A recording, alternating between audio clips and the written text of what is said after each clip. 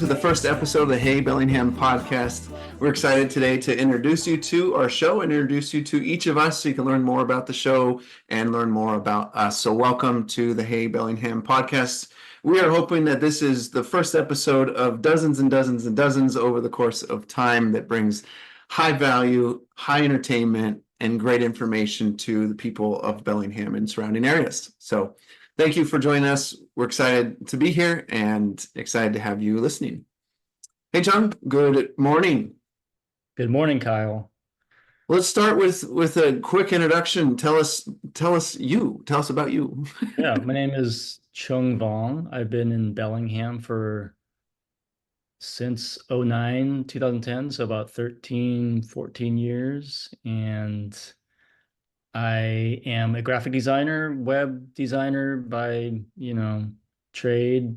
I've been doing that for over 20 years now. Started my career in Seattle right out of college. I went to school in University of Idaho, and after I graduated, I didn't really want to stay in Idaho. I just wanted to kind of see what was going on outside of my state. So my brother was moving over to Seattle, so I thought I would just kind of follow him and see what happens. But at the time, it was really difficult to get a job, especially out of college. I was pretty naive to the market and didn't really know what I was doing. So I thought Seattle had more opportunities to possibly land a job, but I was pretty much a broke college student, didn't have any money. I was just searching for a job, and I called like every design firm, marketing firm in Seattle, and no one was hiring because it was just after the dot-com bust. So basically what I had to do was I had to start my own business without knowing anything about business. But I knew how to create websites. I knew how to design stuff. So that was, I had an advantage there. And basically, I created a website, started freelancing, and that's how I built my career up and eventually worked for different companies around Seattle and eventually moved to Bellingham after I met my wife. And she was studying at the University of Washington, getting her master's in occupational therapy. She's from a small town, so she didn't want to stay in Seattle, and we ended up in Bellingham, which has been awesome. We've raised our family here. It's a great place to, have kids, for them to have an education here and just experience everything that Bellingham has to offer. The people here, the nature, hikes, water. You have everything here. You got oceans, rivers. You can kayak. You can do everything here, I think. You got snowboarding in the winter. You can surf here. You got oceans here. Not directly in Bellingham, but you can get to waves, up in Canada and in the Olympic Peninsula. So it's an overall awesome place to live. For sure. So that's a little bit of background about me. And what about you, Kyle? Yeah, we moved here. I'm married. My wife is Carrie, 3 kiddos, 3 girls, and we moved here in 2014 because my wife's parents are up here. I've noticed that if in a marriage the parents are in different locations, like the in-laws are in different locations, typically what I've seen is that the wife's family is where the new couple moves towards. And that's definitely what we did. So moved from San Luis Obispo, California. So if you love Bellingham, San Luis Obispo is like a close second in terms of its beauty and its options. But you can surf in San Luis Obispo, California. You can surf out here. It takes a long time to get there, though. At least that's what I've heard. I gave up surfing once I moved here because it's too far away. Well, I'm sure the water was a lot warmer there too. 55. Okay, Yeah. not too warm. 60 maybe if you're lucky, as the weather and temperature increased, but wetsuits take care of it. It's all good. Yeah. But yeah, I First job I had was a working on a men's mentoring program, mentoring 18 to 25-year-olds. And then I ran a pet resort for about 4 years. And then I ran the mentoring program for about 4 years. So kind of some odd experience compared to various people. And then my wife and I met in that window, got married, had our first two kids, and then decided that we needed to make a choice of where we're going to live. So we moved up here, and then I went ahead and applied to ridiculous amounts of jobs and got one interview. So very similar experience, just a little bit older when I was experiencing it. Just I was naive to think that, oh, I've got management experience and all this stuff, and I've led a team of 20 and blah blah blah. Nobody cared. Nobody cared. And so long story short, I landed an HR job, and then eventually from there I got interested in assessments, doing disc assessments on people, personalities, and stuff like that. And that pivoted into doing workshops on it, which then turned into, oh, I can make more money doing this than I can doing the HR stuff. So then 6 years ago, I started Gillette Solutions. So that is the nutshell version of my professional path. When you and I met at the coffee shop, Woods, like, gosh, over a year ago, maybe now. I'm not sure how long Mhm. it's been. Yeah, time flies. Yeah, you had this idea about doing a podcast because I had a previous show, and you asked me if I was interested, and I said, dude, that's exciting. Let's talk about it. So Yeah. started chatting about it. But when you first came up with the idea of Hey Bellingham, what was on your mind? What was the purpose behind it? So yeah, this idea has now it's been like 2 years in my mind that I wanted to start it. And it was I always wanted to kind of build a community, and I think it's needed in Bellingham because there's a lot of businesses, and the community is great here, but there's also, I think, a need for people to find out more about these businesses. Um, but I didn't want it to just be businesses. I also wanted it to be, events, artists, you know, musicians that, people they can have a platform to, talk about what they do and also um, showcase their events or offerings to the community of Bellingham. Um, what else? I'm blanking. I had all these ideas that I want to talk about, but the big thing I think is just sharing, Bellingham's businesses, what they have to offer, and just getting um, what am I trying to say, Kyle? Letting people know what their business is about, and just getting people to know about them. Yeah, I think that one of the hardest things in business at times, not always by any means, but at times is spreading the word about your business and being known, being seen. And when you and I talked about this, one of the first times I was going, that's cool.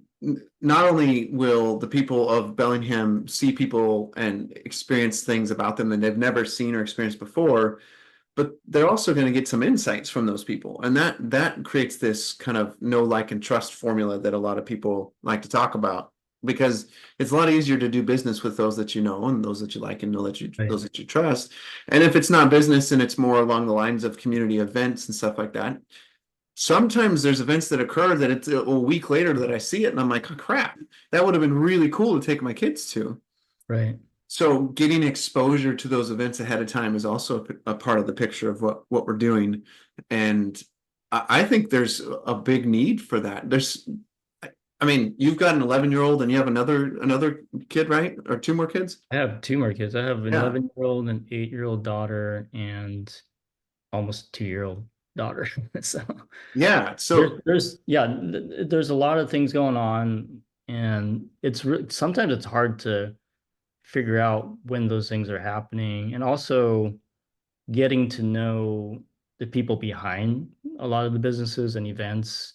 the musicians, I think, is a big thing because you might go to a shop and you may not know the history, you may not know the people behind those businesses. And I think it's a good way to meet those people and see what, learn more about what it's about. Yeah. And it's easier to go into a place when you feel like you kind of know them Right. after you hear them on our show for 20, 30, 40 minutes, all of a sudden like, oh, I can head into that store. I can go listen to that musician because you got to know them a little bit and it Right. opens the door for that. And I know when it comes to events, my kids get bored within 12 seconds of waking up, right? So like if I'm more aware of the events that are happening, Yes. around the area and something piques my interest and their interest, or maybe just their interest, um, Mhm. that's great because then it's something that we can do together as a family. And especially with it being summer right now, it's nice to have activities because again, my kids get bored within 12 seconds of waking up. If they're not reading a book, they're gonna be bored real quick, I know. which Yeah. is rough at times. Yeah, I mean, you just saw my son come through here before we started this. He's trying to make some money for the summer and he's bored. He came in and was like, what else can I do? He's trying to make money, you know. So we got to Yeah, keep him busy.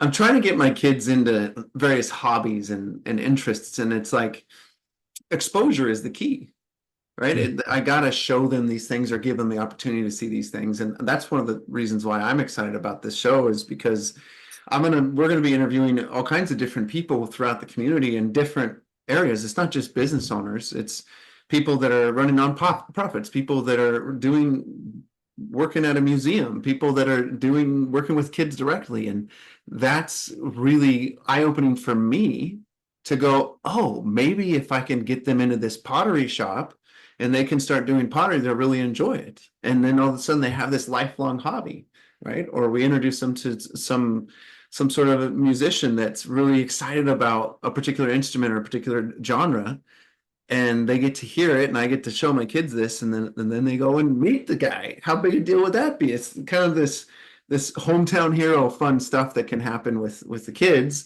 Then of course the same thing can happen with adults as we get to meet the people in our community. We can be excited to learn about them and then want to reach out and see what kind of synergy there is between businesses and people and communities.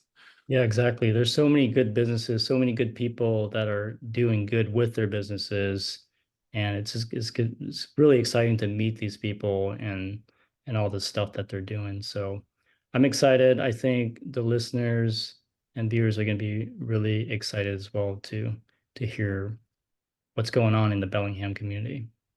Yeah, and I think one of the other central themes that we're discovering as we're interviewing people is what are they excited about themselves? What are the little hidden gems in Bellingham and in Whatcom County in general that people maybe don't know about? Or if you're new to the area, all of a sudden you hear about these different hikes or these different adventures or restaurants or wherever, and it opens the door to that. But I'm really excited about the outdoor stuff. My family and I the last 2 weekends have gone and played pickleball at Bender Fields, and it's like my kids are, what are they, seven? Yeah, 7, 10, and 12. And they're not great at racket sports. Racket sports are kind of complicated.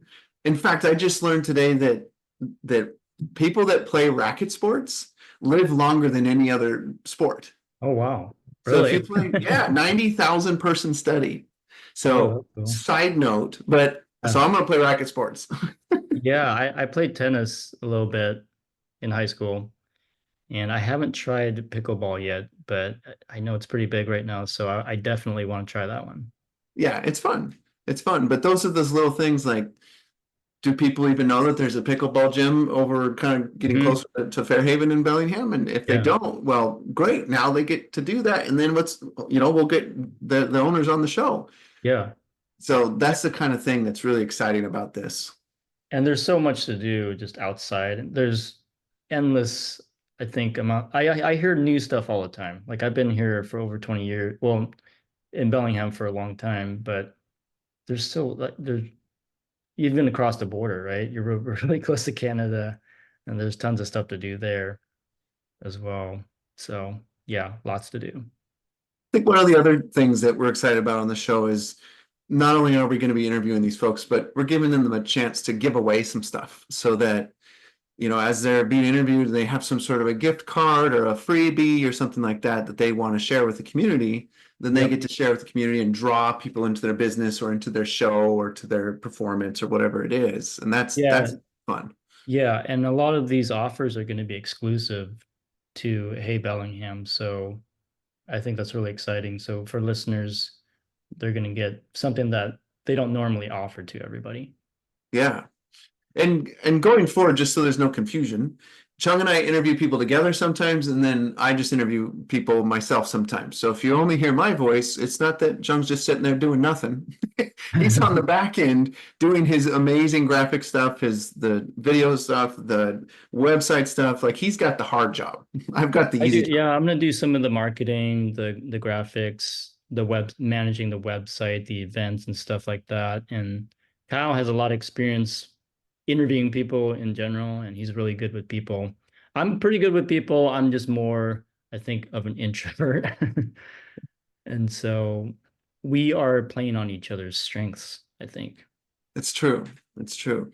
So what do people need to know about you that would be maybe a surprise to them that they don't know? Oh, there's probably a ton of stuff. I am actually a refugee from Vietnam. So my parents worked really hard when I was growing up. We had, they had a family of 5 kids, so a family of 7. And my dad worked 6 days a week. My mom worked like 24/7, right? She worked from home like every day and then took care of the kids. So it was, seeing that growing up, I think it instills something different. Like I don't mind working hard and working for the things that I want to provide for my family. But I think there's a lot of those stories just everywhere, right? And I think it'd be really cool to share some of those stories. Yeah, so that's one story that people don't know about me. Yeah, and that's, I think, a good taste of what you'll see on the show or hear on the show because, yeah, it's interesting to learn about someone's business, but it's more interesting to learn about them and how do they become who they are now and where do they want to go from where they are now? Because that is the human interest story, right? That's very interesting to hear people's lives and their stories and what makes them a success and what failures have they had and how do they overcome them? And so Mhm. I'm excited to bring that information to our community because you may see this successful business that's, maybe there's a multiple 7-figure business and it's doing super well, but what you don't know is how many times that business owner failed and was grinding and how many hours of work they put into it. Or maybe there's an artist that is really successful and it's like, oh, they got lucky, they're just really good at drawing or whatever. It's like, Mhm. no, actually not. Let's learn Yeah, about this guy, this gal, right.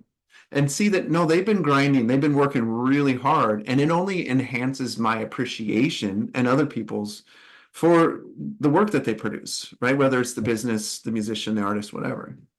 Yeah, I think that a lot of the business will be sharing, you know, their stories and how they got to where they are. So I think the listeners, especially the ones that have businesses or who are trying to start businesses, they'll get a lot of advice from these people that have a lot of years of experience starting a business and running a business. Yeah, 100%. So some I'll jump off of my own question.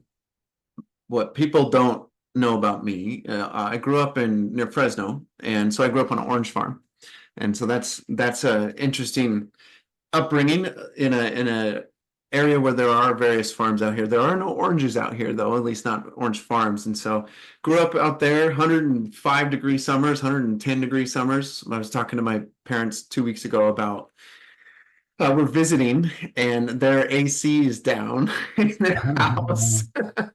So they do have a big house. They have 2 AC. So hopefully it'll manage and one of them will cover the whole house. But they're happy. My dad's happy that it's been 95 rather than 115 lately. Yeah, So That's a That pretty big 23 difference. difference. Yeah, it's huge. But I grew up in that and learned my own work ethic through watching my dad bootstrap a business basically the day my sister was born to I'm the youngest, but or the youngest, but just he bootstrapped it and ran the orange farm and started a whole picture and ended up with farming 3,000 acres of oranges through various other farmers and worked with his brother and his dad and they recently sold, but like really cool history and background of getting to glean the wisdom from my dad and insights from him. So that was a cool experience, but not for me in the long run, if you couldn't tell. I'm not in California farming. I bet you So know a lot about citrus, though. I know enough to sound like I know something, but there is just like any subject, right? The nuances are insane. What the nuances of marketing or the nuances of coaching and the nuances of farming. It's just, well, that's the fun of this. Once again, it's the fun of let's learn Yeah. those nuances that other people don't realize exist. Yeah, and there's a lot of farming businesses around here as well. And it's cool. It's cool to learn about that aspect. There's a lot of different I know I have some friends who are in the seed business, which is Mm, kind of a different type of farming because you farm for the seed. You don't really, they're not selling produce or any of the fruit. It's like it's weird because they just let a lot of the stuff rot, right? You're like you don't eat it, you just like yeah. you're growing it for the seed. So that's an interesting part of Like, what's that. going on here? You guys just let your plants. Yeah. What are we doing here? And their farm is beautiful too. It's like they do all these heirloom, organic stuff, and it's just like a beautiful garden. And then it just like they take all the seeds. I mean, you can eat probably a lot of it, right? And then Oh yeah. there's the seeds, but It's probably delicious. That's the thing about growing up on a farm. After having, we grew peaches, plums, nectarines, mandarins, oranges, lemons, avocados, and persimmons as well, and some apricots, right? So I had, now it was only like one or two trees of some of those, but they were fresh trees that were watered just like the orange trees were watered. And I just go outside, grab myself one of those whenever it was in season and eat it. And they almost, when I eat fruit that's from the store, even organic from the store, it always fails in comparison to oh straight yeah, off the tree. yes. Especially if it's off the tree and then you put it in the fridge because I really like cold fruit. So Mhm. put it in the fridge, let it cool down, and then Yeah. oh man, you're talking next level delicious. Well, you get the most nutrition from that too because it's just right off the plant. It's not being shipped when it's unripe. So Yep. Yep. Not seasoned up. yeah, so that's Colored up. yeah, I would love to have that at someday. Yeah. Well, what's cool is we could probably interview the guy from Growing Rounds, Jared, and have a conversation with him about his experience Oh doing yeah. doing farming with the veterans, right? So that's Yeah. the beauty of this. Yeah, totally. That's a great nonprofit too, so that'd be Yeah, I cool. guess that's probably a good place to kind of end the conversation is talk about how we really want to be promoting nonprofits and their message because if there's any people, any group in this community that it's hard for them to get their message out, it can be Mhm. nonprofits because of financial situations and just Right. limitations of time. Yeah. And Yeah. so we also want to make sure that we're getting the word out about nonprofits, getting their story out there because once again, stories are really important. It gets people engaged and interested. So I'm excited for those interviews with the nonprofits and other nonprofit supporting organizations as well. Yep. There's quite a few I can think of around here, and I'm sure there's a lot more that you know of. So I'm excited to hear those stories and get them on the show as well. Yeah. Awesome. Well, we want to thank the listeners for listening to our first episode, and you're going to get more episodes of us with interviews with local folks owning businesses, running nonprofits, and various other things that they're up to. So we're excited to have you join us. If you haven't yet liked or subscribed, which you haven't because this is the first episode, please do make sure to subscribe. We'll be posting to all the socials so that you'll see these episodes pop up. So thank you for listening. Local hearts glow in the city we can find. Artists, owners. French voices bring it alive.